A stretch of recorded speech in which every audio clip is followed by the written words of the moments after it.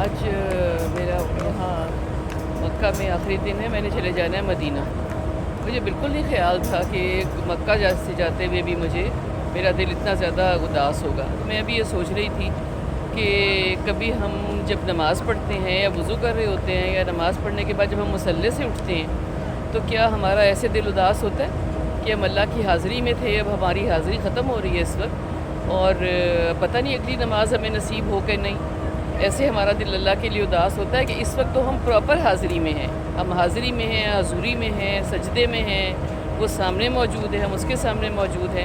जैसे यहाँ हरम से जाते हुए मेरा दिल उदास हो रहा है। ऐसा नहीं है कि वो शहर से करीब नहीं है, ऐसा नहीं है कि वो हर जगह मौजूद नहीं है, मगर इस वक्त जो कैफियत है, इस वक्त जो मुझे लग रहा है कि मैं दूर जा रही हूँ। शहर वाला तो कभी महसूस ही नहीं होता, मगर यहाँ उसका घर देख के, यहाँ उसके सामने उसको छू के, उसके सामने सजदा करके लगता है कि मैं उसके सामने मौजूद है।